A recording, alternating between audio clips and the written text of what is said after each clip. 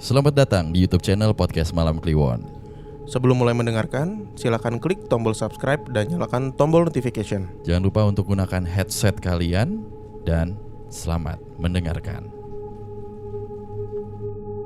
Bang was rahino, bang was rahino, serangengene muncul sunar sumambura.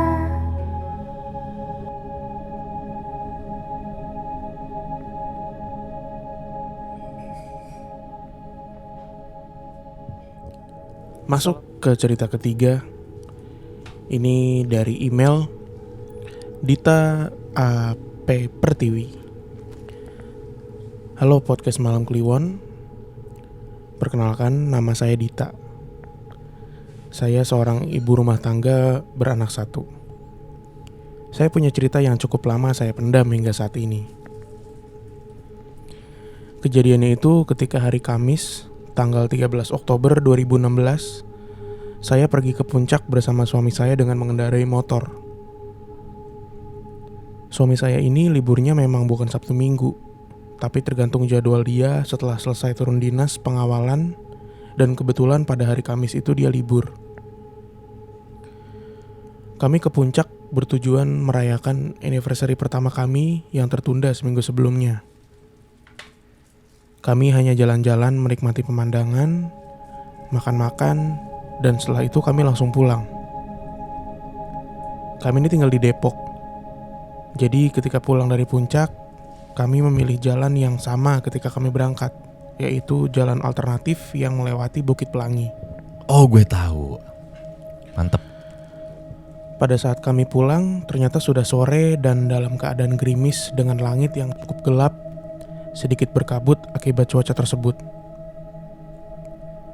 Kami jarang pergi ke puncak dan baru pertama kali jalan berdua ke sana. Jadi kami tidak tahu cerita-cerita ataupun larangan-larangan ketika pulang dari sana. Dalam perjalanan pulang, kami merasa hanya kami yang ada di jalan tersebut. Kami sedikit bingung, tapi kami memilih tetap meneruskan perjalanan. Seingat kami, mungkin jalanan sepi akibat beberapa kejadian longsor di daerah jalan menuju puncak tersebut yang memang belum lama terjadi. Di perjalanan, suami saya mengajak sholat asar. Kami pun mencari masjid di sepanjang jalan pulang tersebut. Kami terus jalan dengan keadaan kedinginan akibat diterpa gerimis. Kami melewati area pemakaman besar yang berada di jalan tersebut. Gerimis malah semakin besar dan kabut pun semakin tebal, walau kami masih bisa melihat jalanan. Tidak jauh setelah itu, kami melihat palang sebuah nama masjid di sebelah kiri jalan. Tanpa berpikir panjang karena kami ingin segera sholat, kami mendekat dan masuk ke sebuah gang yang ada pelang masjid tersebut. Ternyata kami cukup terkejut. Pelang masjid yang seakan dekat dengan masjidnya itu tak sesuai dengan ekspektasi kami. Kami harus menelusuri jalanan gang yang berbatu dan terjal menurun. Seakan curamnya seperti sudut 90 derajat, kurang lebih. Setelah melewati jalan terjal tersebut, kami seperti berada di perkampungan kecil. Kabut terasa semakin tebal, gerimis yang semakin deras, dan langit yang gelap meremang tak menyurutkan niat kami untuk menuju masjid.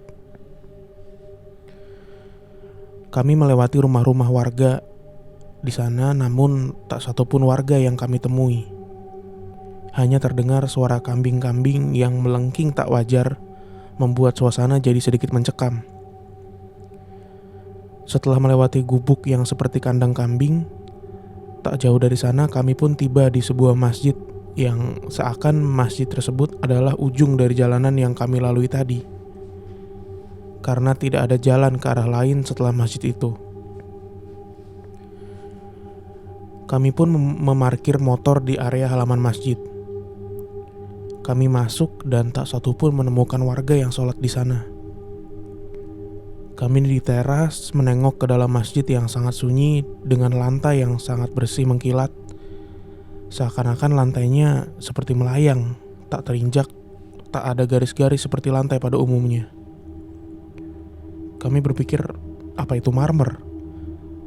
Tapi terlihat lebih dari itu, padahal bangunan masjid itu tergolong sederhana. Suami saya menuju tempat wudhu duluan. Saya menuju teras yang ada karpet sajadah yang ditujukan untuk area sholat wanita. Beberapa tempat sholat biasanya memang untuk wanita diletakkan di area teras, di sudut masjid dan tertutup tirai. Mungkin supaya tidak tergabung dengan area sholat laki-laki.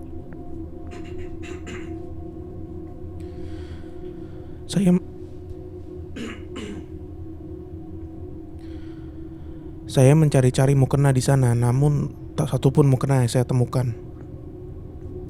Hanya ada sebuah cermin yang berukuran sedang dan tergantung di tembok. Saya berbicara dengan suami saya. Di sini nggak ada mukena, gimana Dede sholatnya ya?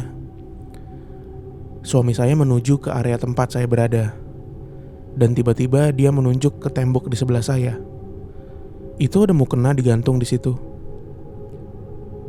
Sontak saya kaget, kenapa tiba-tiba ada sebuah mukena putih tergantung di paku dekat cermin tadi. Padahal sebelumnya tak ada mukena di sana, dan gak mungkin saya gak ngelihat ada mukena sebesar itu. Tapi saya tidak membahasnya dan langsung menuju area wudhu.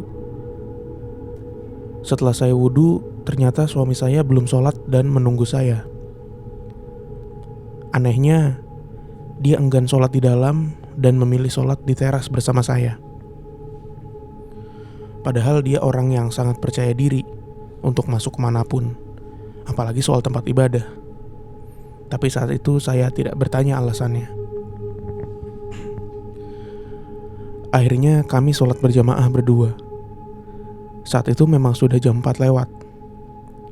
Setelah sholat, kami meneduh di teras masjid karena gerimis semakin deras.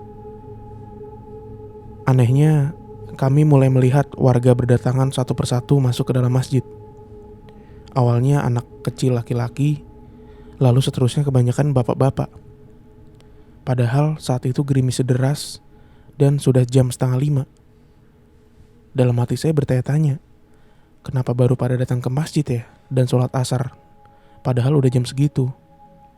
Dan kalaupun mau nekat hujan-hujan ke masjid, kenapa nggak dari sebelumnya agar sholat di awal waktu? Anehnya lagi, dari sekian banyak orang tersebut, tidak satu pun terdengar berbicara ataupun saling menyapa. Mereka hanya diam dan melakukan aktivitasnya masing-masing. Padahal ini di sebuah desa yang notabene warganya ramah-ramah dan saling dekat. Ketika berdatangan itu, mereka bergantian. Sempat melihat ke arah kami yang meneduh di teras, namun hanya menengok dan berjalan masuk dalam sunyi melewati kami. Saya pun saling menatap dengan suami.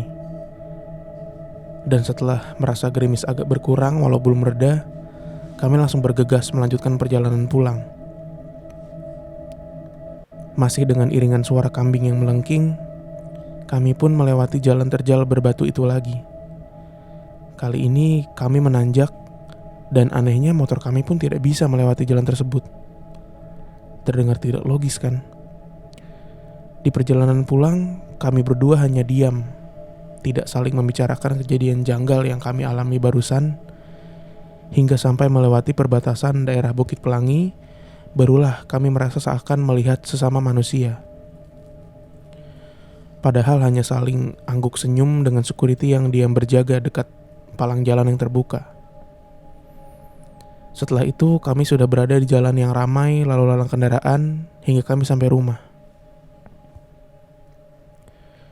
Setelah kami bersih-bersih dan beristirahat, barulah kami saling bicara dan ngobrol tentang apa yang dialami di perjalanan tersebut.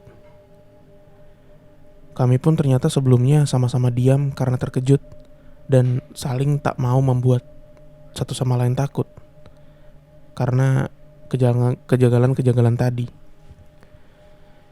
Ketika kami ceritakan kepada orang tua kami tentang apa yang kami alami barusan, mereka menyimpulkan bahwa kemungkinan kami masuk ke sebuah desa yang sebenarnya bukan desa manusia. Mungkin desa jin, karena memang kita manusia hidup berdampingan dengan mereka. Ada pula yang bilang mungkin itu desa mati yang sebelumnya terkena longsor. Wallahualam. Namun karena niat kami hanya ingin menumpang sholat, maka kami pun tidak diganggu oleh mereka. Dan alhamdulillahnya kami bisa pulang dengan selamat, walau cuaca tidak mendukung dengan jalanan yang cukup berisiko. Begitulah pengalaman yang cukup membuat merinding bagi kami. Semoga podcast Malam Kliwon mau membacakan cerita kami agar bisa didengar dan diambil pelajarannya. Terima kasih. Minum dulu deh Pak, minum. Asli aus banget ini. Dikit aja, dikit. Enak lah. Duh, padahal tuh emang jalur alternatif terbaik untuk para pemotor kalau mau ke puncak. Iya, Enak banget emang. Rainbow Hills itu. Iya, ada Motong jauh kan. ada apa namanya, ada kayak situ-situan juga kalau nggak salah sih. Danau gitu ya. Itu komplek yang langsung nembus di pos polisi Gadog. Pasir Angin ya. Pasir Angin. Iya bener kok Gadog. Pasir Angin. Serem banget ya Le. Serem ini sih. Gila banget ini. Asli lu ngebayangin masuk ke dimensi lain ya. Kok bisa ya? Iya. Merinding gue. Yang bikin kesentak gitu tuh pas ini mukenanya nggak ada, aku sholat pakai apa ya? Itu Ya, ada. itu mukena. Teng, tahu ada digantung. Anjir.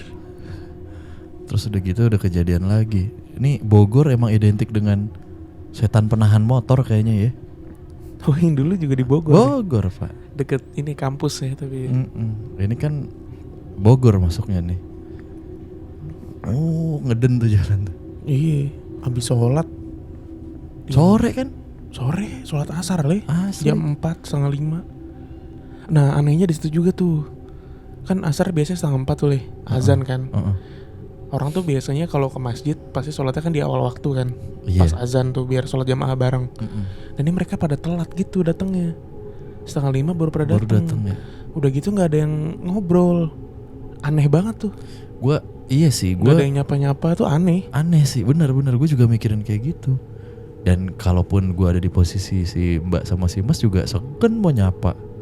Iya orang saling apa namanya sesama warga aja pada nggak saling nyapa. Iya, Gimana makanya. kita yang stranger kan yang numpang ibaratnya. Bisa kayak gitu ya. Serem banget. Iya. Tapi gue penasaran sih di Bukit Pelangi tuh. Coba deh mungkin teman-teman yang suka touring atau yang suka lewat di jalur Bukit Pelangi, ada nggak sih pelang masjid yang ada jalanan curam ke bawah? Bahkan dia bilang curamnya itu mendekati 90 derajat. Iya, Curam banget kan berarti. Bukan curam lagi tuh. Iya, begini banget tuh. Coba Kecuali dicek deh. Bener. Kecuali memang nggak ada gitu ya. Kalau lu kan tadi cerita ada itu tanjakan. Iya ya. emang ada.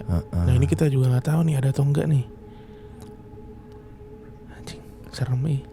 Kalaupun memang itu terjadi dan itu dimensi lain, sebenarnya apa ya yang terjadi ya? Misalnya ini CCTV ada di mana-mana, dia di apa tuh?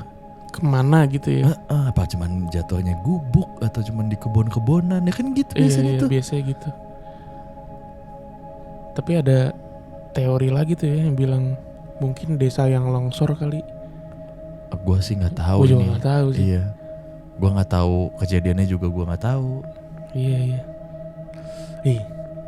Oke deh. Iya udah. Tuh cakep. cerita dari Mbak siapa tadi? Mbak Dita. Terima kasih Mbak Dita. Terima kasih Mbak Dita. Ceritanya.